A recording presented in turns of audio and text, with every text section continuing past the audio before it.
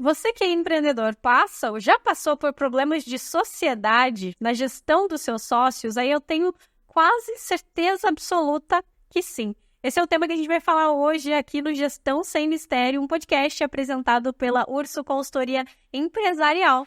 Roda a vinheta.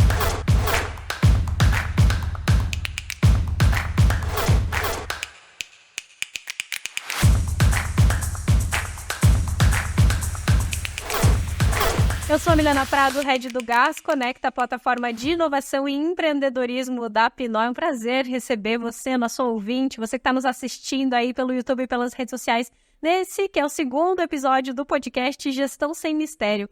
Nosso propósito é fazer um 360 das empresas, apontar as principais dores e também abrir a caixa preta dos negócios, principalmente te ensinando, te mostrando como resolver os seus principais problemas aí de gestão. O Gestão Sem Mistério é uma apresentação da Urso Consultoria Empresarial. E eu tô com uma mesa aqui, gente, que olha, é das grandes, é uma das principais aqui. A gente tá muito feliz em receber esse super time para apresentar tanto e para falar tantas coisas boas aqui e te ajudar num tema que, olha, é cabeludo, que é a gestão dos sócios. Então, um dos maiores desafios para quem empreende é justamente essa conexão. Como é que eu alinho expectativas num lugar que está, em empresas que estão mudando sempre, em negócios que estão sempre muito voláteis, é muita tecnologia, muito termo, muita coisa acontecendo ao mesmo tempo, e por isso a gestão societária é um dos maiores desafios e a gente vai passar por esses temas aqui agora. Eu estou com uma super mesa, como eu já adiantei, então estou com ele, Anderson Godes, que é fundador da GoNew, comunidade de governança. Além disso, é empreendedor, conselheiro, investidor, escritor e palestrante. Ele investe em mais de 30 empresas e criou dezenas de negócios de sucesso e, olha, de insucesso também, que os negócios de insucesso ajudam aí muito mais a aprender sobre gestão. Teve mais de 150 sócios diferentes aí ao longo de 3 décadas de trabalho e também é coautor de mais de 10 livros. Estou com ele também, Ricardo Urso, que hoje é formado em administração pela Universidade Positivo, com especialização em finanças pela University of California, nos Estados Unidos, e tem MBA em finanças, contabilidade e auditoria pela FGV. Além disso, é o sócio fundador da Urso Consultoria e investidor na Caravela Capital e na Honey Island. Estou com ele também, Antônio Urso, que é sócio fundador da Urso Consultoria, atua como executivo aí nas principais multinacionais, como CFO, em empresas como 3M, Chrysler, Mercedes, além de boutiques de M&A. Desenvolveu sua carreira com foco em áreas como finanças, tributária e controladoria. É bacharel em economia e ciências contábeis, com especialização em gestão financeira.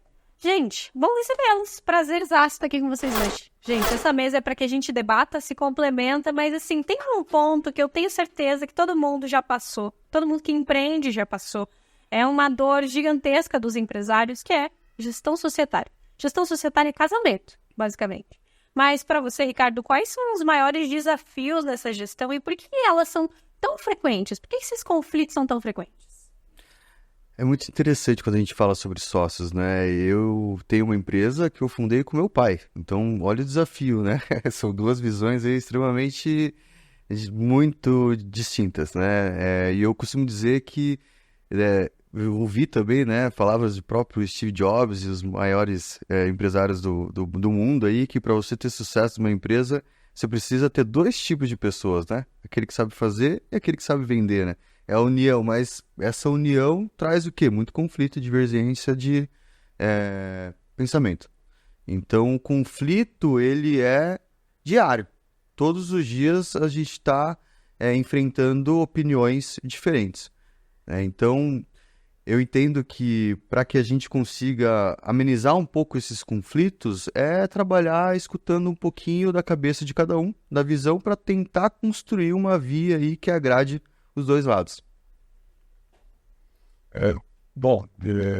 A gente, quando fala de assim, ter sócios, né, então, seja família, né, o ponto fundamental é que a gente não para discutir isso. É mais ou menos que nem no casamento, né?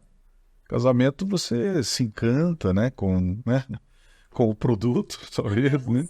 a dança e tal, né? E é mais ou menos parecido. A sociedade é um casamento também.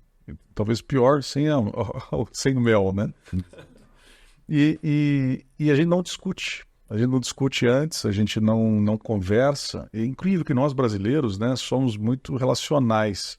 Mas a gente tem muita dificuldade de falar as verdades. Seja no casamento, seja na empresa. E aí essa falta de diálogo é que mora o perigo. Especialmente numa nova economia agora, né? Você tem essa possibilidade múltipla de empreender várias coisas, de fazer coisas diferentes, de estabelecer sociedades diferentes com N pessoas, né? E de maneira mais fluida do que tradicionalmente se fazia, né? Em que as organizações passavam de pai para filho, de uma maneira mais linear, grandes conglomerados. Não, essa coisa está muito mais multifacetada. Significa que, na verdade, eu tenho mais desafios para estabelecer sócios.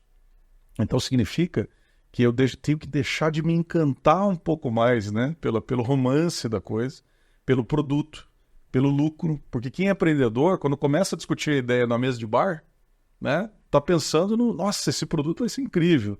Né? Com a inovação agora, eu consigo colocar isso no mundo inteiro. E isso polariza as discussões, né? Aquilo parece que é a coisa mais importante a ser discutida, quando, na verdade, antes eu deveria estar discutindo com quem eu estou fazendo essa jornada.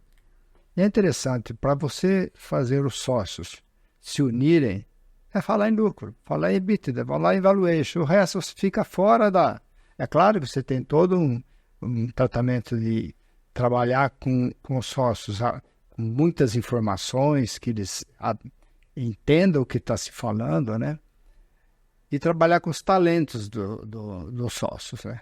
Mas o ponto para mim que converge, todo mundo se abraça, é o valuation da empresa. Na hora que começa a falar isso em dinheiro, mexe no bolso e aí todo mundo se anima.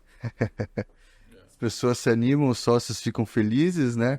Todo mundo trabalha com o mesmo propósito, porque no final do dia é isso. Eu acho que os sócios se unem com um único propósito, que é para fazer aquela ideia acontecer. No meio da trajetória que vem as divergências por questões, muitas vezes até pessoais, né? Interesses pessoais, elas acabam refletindo nas empresas, né? E a gente estava discutindo aqui, né? Conversando um pouquinho antes, né?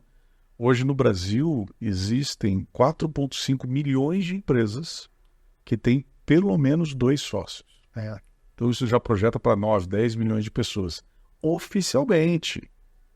Né? Mesmo depois da Unipessoal, mesmo depois da MEI e tal, né? Esses são os números. E aí, nós estamos num país de informalidades, muitos sócios não configuram ali formalmente num contrato social. Né? E a gente estima, então, lá na GoNew, que existem 15 milhões de pessoas, que é 3 vezes mais do que pessoas que investem na Bolsa. Mas olha que paradoxo. Quando você fala de investir na Bolsa, tem inúmeros influencers. Né? Tem gente que você segue, que você pode ser inspirada sobre isso e tal. E 3 vezes mais pessoas têm relações societárias, e se você pergunta quem é que deve ser seguido sobre isso, não tem. Claramente assim você não identifica. Então nós lá na comunidade da GoNew, nós temos procurado justamente discutir esse assunto e ter um celeiro de pessoas que podem ajudar a mediar isso, que passa pelos nossos programas lá e tal, né? E tem um método, né? Esse método, lançamos agora um livro chamado Academia de Sócios, né? Que ele preconiza o quê? Ele preconiza 4 pilares fundamentais que têm que ser alinhados. Primeiro, princípios. Né? Quando a gente está falando de princípios, a gente está falando de valores pessoais. Né? Vou fazer uma brincadeira. Vamos supor que nós 4 aqui fôssemos sócios. Posso fazer? Claro. Pode. Então, somos sócios aqui, né, de um determinado, né, novo negócio, que não é a Urso, não é o Gasconecta, não é a Pinot, não é a GoNew. Estamos criando algo novo. Se a gente fosse definir uma prioridade aqui, pessoal, ter princípios é uma questão também de prioridade, de valores, né, do que você prioriza na sua vida. Então, vamos pegar esse aspecto. Se a gente for em 3 coisas aqui, tentar priorizar, cada um de nós. O negócio novo que nós estamos fazendo. Aí vamos lembrar que tem os outros negócios que nós temos, né? Mas esse é um negócio novo, está aqui na mesa, a gente fazer. Será que a gente priorizaria esse? Opção 2. Será que a gente priorizaria a família nesse nosso momento de vida? Por quê? Porque está nascendo um outro filho, ou não, porque eu sou solteiro, então isso não é uma prioridade para mim, talvez seja um negócio, né? Nesse momento. 3. Nós mesmos. Saúde mental, work-life balance, equilíbrio e tal. O que vem primeiro aqui? Vamos lá, vou fazer essa brincadeira. O que vem primeiro nessa nossa sociedade das três coisas? O negócio, família ou você mesmo? Pra mim, eu acho que vem, neste momento, o negócio. Esse é o meu negócio. Para mim vem a família. O negócio, a lucratividade, o EBITDA, o valuation, Olha só, né? dinheiro no bolso. E para mim vem eu mesmo. Olha só, Por quê? Porque, na verdade, não que é o que eu consigo fazer, é o que eu desejo. claro. Então, aí já tem um aspecto. Mas tem alguém de nós que está errado aqui? Não, Não. Não, né? Então, veja que beleza isso, né? divergência. É divergências que, na verdade, vão existir. E ok que vão existir. Só que qual que é o problema aqui? Antes de montar esse negócio, nós não podemos deixar de discutir isso.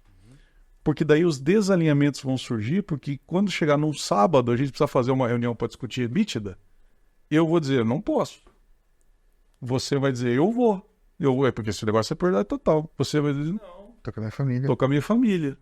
E aí, né, o perigo dos atritos começa aí. A gente não conversou sobre isso, nós não nos conhecemos.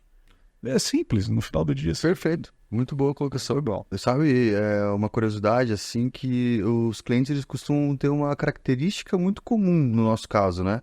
Normalmente são empresas que foram constituídas pelos pais, né? Vamos dizer assim, no caso, igual o meu pai, assim, pessoa um pouco mais de idade, que está com aquela empresa há 20, 30 anos, ele tem um sócio, ele está num momento de vida que ele precisa pensar no que ele vai fazer com aquela empresa, se ele vai suceder, se ele vai vender, se ele vai profissionalizar, né? E aí que gera o início das dúvidas, dos conflitos, porque um sócio quer uma coisa, o outro quer outra, né? Então, um pouquinho daquilo que eu comentei é tentar entender, colocar, né? Eu sempre digo essa frase, vamos colocar o chapéu do cliente, vamos escutar o que ele está pedindo para nós, porque ele está me pedindo uma coisa, o sócio dele está me pedindo outra. Mas, no final do dia, quando a gente analisa, os dois estão pedindo a mesma coisa. Só que eles ficam com essa deficiência de comunicação entre eles. Então, a Urso ela tem um papel importante para tentar captar essa mensagem que vem de formatos diferentes, digerir ela, trabalhar, transformar isso em número para tomar a decisão. Sensacional. E Anderson, nesse caminho todo, você falou um pouco do Academia de Sócios, né? Que é um guia muito prático para que os sócios possam fazer o seu gerenciamento, se juntar e conversar sobre o que eles querem. Dá umas dicas para a gente de como alinhar essas gestões, né? Você passa ali no livro por alguns pontos, entre elas expectativas, princípios, que foi o que a gente falou agora, e entregas. Isso mesmo. Bom, vou dar exemplos assim dos outros. São 4 quadrantes, tá? Princípios que a gente comentou, expectativas, entregas, como você mencionou, e o que nós chamamos de controle ou algum controle, né? Até usamos as camisetas aí de some control, né? O que é esse algum controle? Algum controle é diferente de controle algum. Bem diferente, né? E esse mas é o quarto elemento. Antes, nós temos que passar, além de princípios, por uma questão de alinhar expectativas. Vamos dar exemplos, né? Assim, velocidade de crescimento, né? Pode ser que o EBITDA hoje, né? Pegando o exemplo com a beleza de ter a sua experiência prática e real aí, né? Pode ser que o EBITDA hoje atenda a um determinado anseio de parte de nós desse negócio que nós estamos querendo fazer. Mas a gente tem expectativas de crescimento sobre esse EBITDA aí dos negócios com apetites totalmente diferentes. Não é verdade? Sim. Né? Classicamente, olha que interessante, o Eric Ries, que é um autor de startups muito conhecido, né? Ele fala sobre o que é realmente o conceito de uma startup. Qual é a velocidade de crescimento de uma startup. Então vamos pegar esse tipo de exemplo. Ele fala triple, double, double, double. Né? Que se fala, ou seja, eu faturo 1 milhão, depois no segundo ano 3, depois 9, depois 18, 36, 72. Triple, double, double, double. Ou seja, olha o que nós estamos falando. Esse negócio que a gente acabou de criar aqui, ele vai sair de 1 milhão para 72 milhões de faturamento em 5 anos. Você e eu queremos assumir essa bronca de fazer isso acontecer? E com o EBITDA, seja ele qual for, né? Nós temos apetite a isso, eu tenho uma condição pessoal de me dedicar a isso, estou na idade de fazer isso nos próximos 5 anos. Então, haverá naturalmente divergência sobre isso. Aqui dá conta das expectativas. Ainda expectativas, riscos. Né?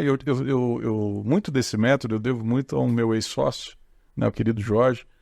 Durante muitos anos, fomos 6 anos sócios, né? E eu tinha 20 anos a menos que ele, muito parecido à situação de vocês, né? Eu tinha 20 anos a menos que ele e 1 zero a menos na conta. Né? Certo? Porque eu tinha menos idade, ele já tinha feito antes as coisas. E a gente ficou 6 anos sócios. Então, assim, para ele, quando havia a necessidade de um novo projeto, de uma nova perspectiva, de um novo business, ele tinha um certo apetite àquele risco. Eu com 2 filhos para criar, 1 zero a menos na conta, certo? A minha decisão já era impulso. Sim, vamos fazer. A dele era, não, meu CPF, peraí, certo? O Eric Ries também fala sobre a ousadia do zero. Quem tem menos, né, vai poder, ou vai se predispor a um risco maior. Então, essas questões estão todas envoltas do pilar de expectativas. Então, falamos de princípios, falamos de expectativas. Terceiro pilar, entregas. Né? Quem cuida dos números? Quem não cuida dos números? Por quê? Porque não sei, não gosto, não quero cuidar. Quem cuida da venda, como você falou? Quem cuida da casinha, da operação? Né? Essas coisas muitas vezes não são assuntadas. Ou, quando muito, 3 meninos da mesma faculdade, mesmo curso, que tem mais ou menos a mesma coisa, que cuidam mais ou menos da mesma entrega, se juntam. E aí a coisa não está muito bem endereçada. Então, esses são os 3 principais. Alinhado a essas coisas, tem vários detalhes, o livro traz assim com bastante mais profundidade os aspectos todos. Aí sim você parte por algum controle. Mas o que acontece normalmente? Lá no algum controle você vai definir os percentuais, por exemplo. O que eu mais vejo é assim, negócios que chegam com a pizza, né, milimetricamente bem dividida. 33% para um, 33% para outro. Quando eu olho disso, já gera desconfiança. Cara, é impossível que você tenha o mesmo apetite a risco igualmente, que vocês tenham o mesmo dedicação, o mesmo nível de entrega, que vocês tenham os mesmos princípios, os mesmos valores tão hermeticamente definidos para dividir a pizza tão bonitinho assim. Começa errado. O ideal era discutir essas coisas e, de uma maneira madura, perceber como essa pizza deveria ser dividida depois de uma discussão, né? Não como princípio fundamental. O desafio começa logo no início, né? Então, a gente, às vezes, começa errado as coisas, né? E daí a bola de neve só vai aumentando. Obrigado, Anderson, pela tua colocação. Mas também a criação de empresas, o início, tem muitas formas. E por isso que é muito importante, para aumentar a chance de sucesso, consultar especialistas em todas as áreas. E a gente está falando aqui de visões diferentes, né? De quereres diferentes e princípios diferentes. Dá para conciliar? A gente deve conciliar? Como a gente deve conciliar? O que vocês acham aí na Urso? E claro que essa é a pergunta de milhões, né? Não é simples, a gente está falando sobre pessoas. Mas como é que vocês acham que essa visão deve ser conciliada? Muita conversa, né? Eu acho que não só entre sócios, mas para tudo na vida, a gente tem que saber conversar, explicar, explorar o máximo possível as palavras. Eu tento não ser breve e curto nas minhas palavras, né? Às vezes eu peco por falar demais, assim, mas eu prefiro pecar por excesso, nesse caso, do que não trazer as coisas da maneira correta. Então, até assim, é uma coisa que a gente sempre conversa, né, pai? E é uma coisa que eu falo para ele, pai, mas eu acho que talvez se a gente se comunicar dessa maneira, a pessoa vai entender melhor. Né? E assim, tem uma grande diferença aqui entre personalidade, né? Então, quando eu vou conversar com o cliente, ele já espera uma maneira de se posicionar e falar. Quando é meu pai, ele sabe que o caminho ele vai muito mais técnico ali e direto objetivo, né? Mas eu acho que, assim, além da conversa, a gente tem que buscar as alternativas que estão próximas daquela solução, né? Então, para que a gente consiga apresentar para o cliente quais são as melhores alternativas baseadas no interesse de cada um. Então, uma maneira da gente resolver, porque na vida a gente é feito para resolver conflito, né? Não estamos aqui para fazer outras coisas, né? Acho que os conflitos, as coisas são geradas pelas dificuldades, pelos conflitos, e isso faz parte do dia a dia e do crescimento da empresa. Ela só é capaz de crescer por causa de diversidade no ambiente que ela vive.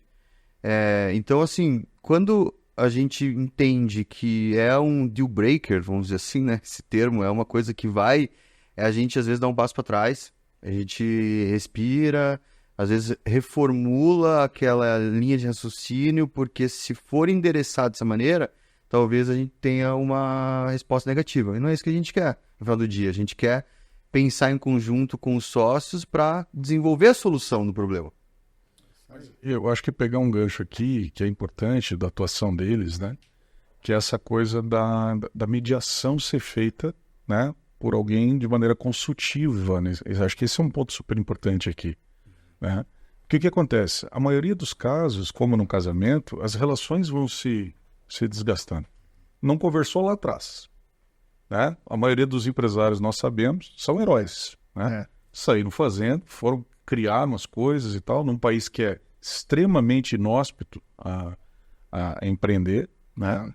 Então a gente tem que reconhecer que são heróis. Só que, ao fazer isso dessa maneira, muitas vezes sem alinhar, como nós falamos no começo, passou-se 20, 30 anos, né? Quantas empresas nós temos notícia de que sucumbem justamente por atritos?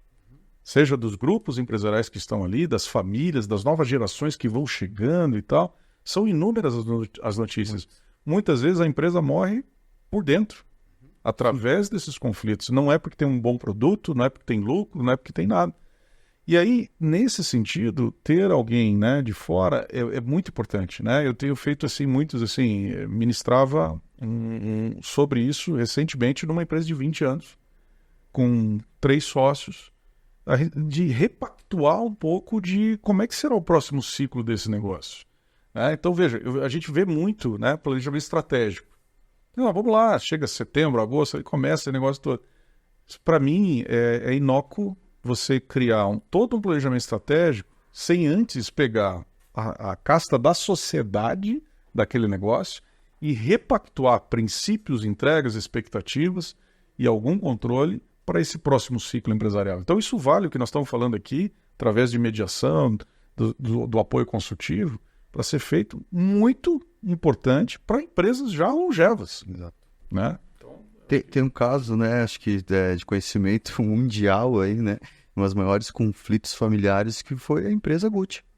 Existe um filme aí que conta a trajetória que a empresa, né, teve sérias situações com conflitos familiares, né, entre sócios que causou sérios problemas para a empresa. E trabalhar com conflito de sócio é você trabalhar com informação, você deixar o sócio muito bem informado de tudo, né? Então, qualquer análise, qualquer número que você está mostrando, mostrar isso. É o poder da informação, né?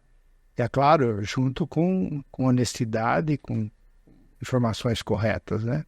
Eu recomendo, né, que todas as pessoas ali, quando forem constituir uma sociedade, que elas olhem um pouquinho além do que elas possam enxergar, né? Acho que a comunicação ela é muito importante, mas vou usar um termo aqui, né, um background check, né, ele também é importante.